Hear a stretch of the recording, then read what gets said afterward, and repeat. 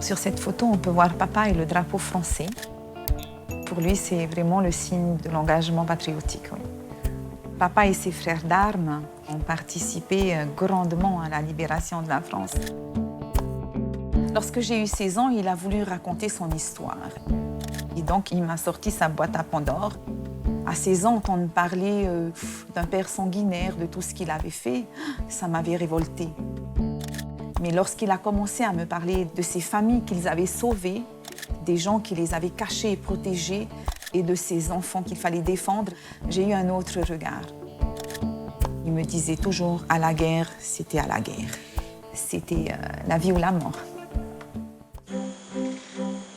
Albert Colombani est né en 1919 en Polynésie, sur l'île de Wainé. C'est dans cet archipel qu'il passe sa jeunesse et travaille quelques années dans une mine de phosphate. La Seconde Guerre mondiale vient alors bousculer son destin.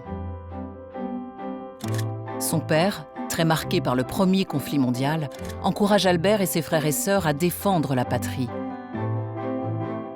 Il avait assisté au bombardement et à la destruction de Papeete par les Allemands en 1914.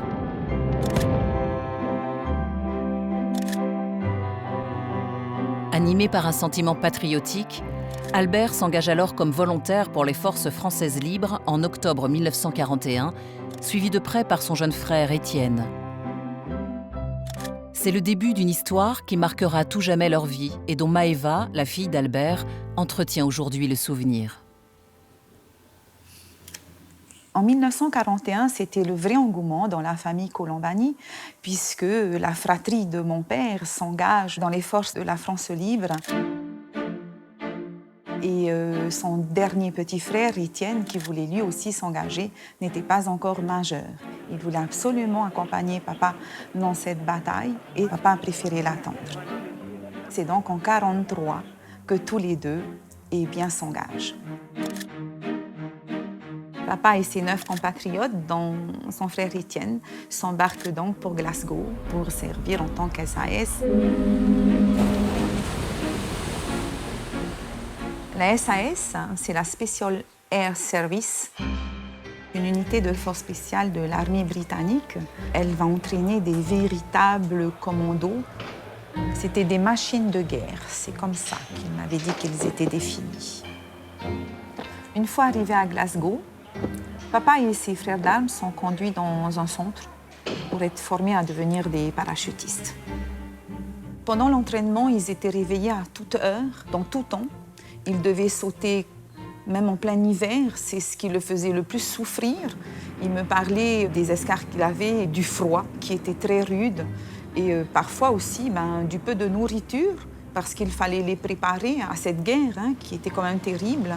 Mais ça a forgé son caractère et au-delà de toutes les plaintes qu'il pouvait avoir, il savait pourquoi il s'engageait.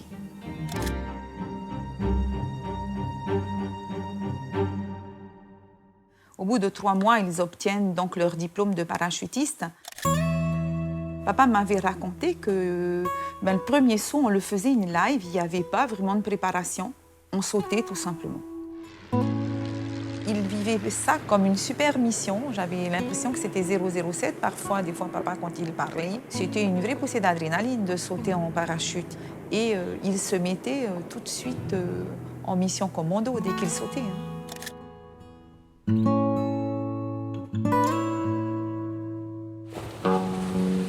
Lorsque les forces alliées débarquent en Normandie, ils sont 80 parachutistes, dont papa et ses frères d'armes, à être parachutés en Bretagne, derrière les lignes allemandes, pour les premières offensives.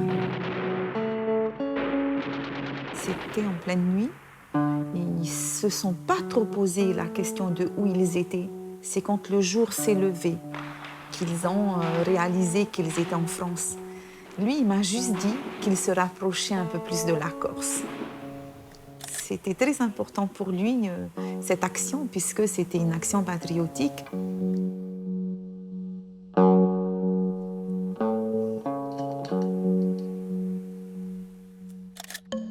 Lors Lors d'une offensive, Étienne, le frère de papa, a été arrêté par les Allemands, donc envoyé dans des camps de prisonniers dans lesquels il a vécu énormément d'horreurs et ils ont été torturés. On leur arrachait les ongles, on leur envoyait des courants électriques, on leur a même demandé d'ouvrir des ventres de femmes enceintes.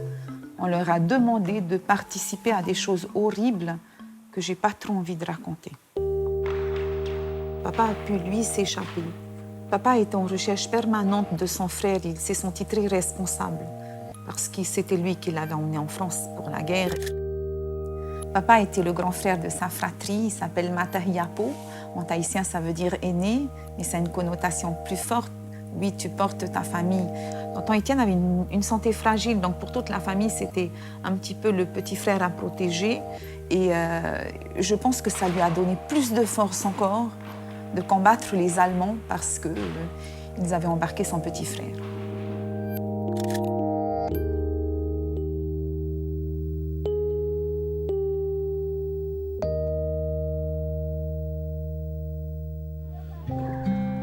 Les familles françaises ont beaucoup aidé les patriotes polynésiens. Ces familles n'hésitaient pas à un seul moment à les cacher et à mentir pour eux. Ils disaient que c'était extraordinaire, que c'était ce qui leur donnait encore envie de se battre encore plus fort. Dans une famille qu'il avait cachée, il avait sympathisé avec une petite fille qui avait 8 ans, qui s'appelait Réjeanne, et avec qui il avait vraiment entretenu une belle amitié. Parce que c'est elle, en fait, qui avait trouvé mon papa et qui l'avait ramené chez elle. Et je pense qu'il s'est attaché à cette petite fille parce qu'il en parlait souvent, puisqu'ils ont entretenu quand même un courrier pendant un moment. Et cette petite fille lui a certainement apporté de la joie. Il me disait que son père et son grand-père, c'était des paysans, mais des gens au grand cœur. Mon papa, en Bretagne, il a aussi formé des paysans, des volontaires, qui leur ont aussi demandé de les aider à se battre et à faire face aux Allemands. Et papa, il ne fallait pas lui demander ça 2 fois. C'était un gars engagé et en Bretagne, c'est ce qu'il a fait. Parmi les paysans bretons, il y avait aussi des femmes. On le voit avec les amis, des amis de la guerre. C'était une journée un petit peu festive où on se retrouvait avec juste du pain parfois et du saucisson. Ça leur permettait de retrouver une vie normale, une vie un peu plus joviale au milieu de 4 années difficiles quand même. Alors il m'avait dit à l'époque qu'il avait eu des amoureuses dans son parcours à ce moment-là. C'était quand même un joli acteur, mon papa, donc oui, c'est aussi l'histoire de cette épopée. Après 2 mois passés en Bretagne, à affronter les Allemands, Albert Colombani poursuit les combats dans la Loire, où l'armée allemande bat en retraite.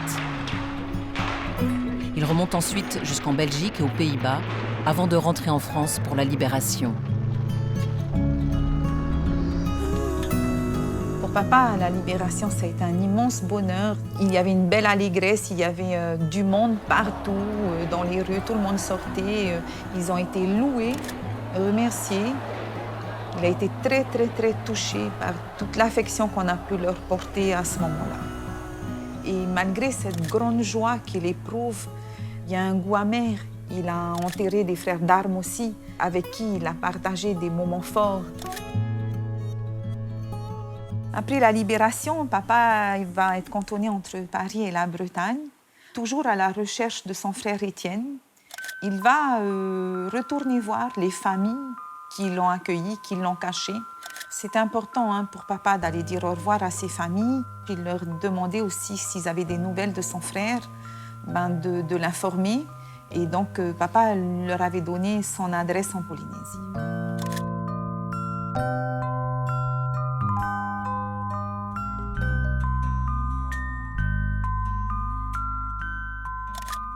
En mars 1946, papa embarque sur le bateau qui les ramène, lui et tous les volontaires engagés en Polynésie. Sur le Sagittaire, ils étaient 2000 à avoir embarqué, alors que ce bateau ne pouvait porter que 200 passagers. C'était très, très mouvementé, on va dire. Le Sagittaire est chargé, hein. Il faut faire quelques petites réparations. Donc, il s'arrête à Fort-de-France, en Martinique, environ 2 semaines pour procéder aux réparations du bateau. Mon papa est comme à son habitude, hein. Donc il décide d'aller à l'aventure dans la ville de Fort-de-France. Il sympathise donc avec des familles martiniquaises. Et puis une famille lui offre une petite chienne, Loulou Blanche, qu'il ramène cachée sous sa jaquette sans que personne ne sache que cette petite chienne est collée à son corps. Je pense que c'était très important pour lui de revenir avec quelque chose parce que il était revenu sans son frère et il ne peut même pas leur expliquer qu'est-ce qu'il est devenu parce qu'il ne sait rien. Donc cette petite chienne est venue adoucir un petit peu le retour. Le 5 mai 1946, il touche le sol de Tahiti. À Papeete, tout est fermé. C'est la grande fête. On reçoit tous ces soldats engagés, ces enfants polynésiens partis pour la patrie. Et toute la famille de papa les attend. Papa leur a vite expliqué que Étienne avait été embarqué et qu'il avait laissé des consignes pour qu'on le retrouve. Peu de temps après son retour en Polynésie, Albert épouse Vaïté, avec qui il aura 6 enfants. Il occupe un poste de policier municipal à Papeete avant de rejoindre la brigade de la police des frontières. En 1969, plus de 20 ans après la fin de la guerre, Étienne redonne miraculeusement signe de vie. Traumatisé par son vécu dans les camps de prisonniers, il se terrait en France avec ses souvenirs traumatisants. Papa avait pratiquement 50 ans quand il a retrouvé son frère, donc c'était pas simple. Il y a eu plus de 20 ans d'attente difficile, mais lorsqu'il est revenu avec son frère, ça a été le plus beau cadeau qu'il a fait à la famille. Dans ces derniers moments, tonton Étienne a habité avec nous et aujourd'hui, il dort à jamais, il repose à jamais à côté de son frère Albert.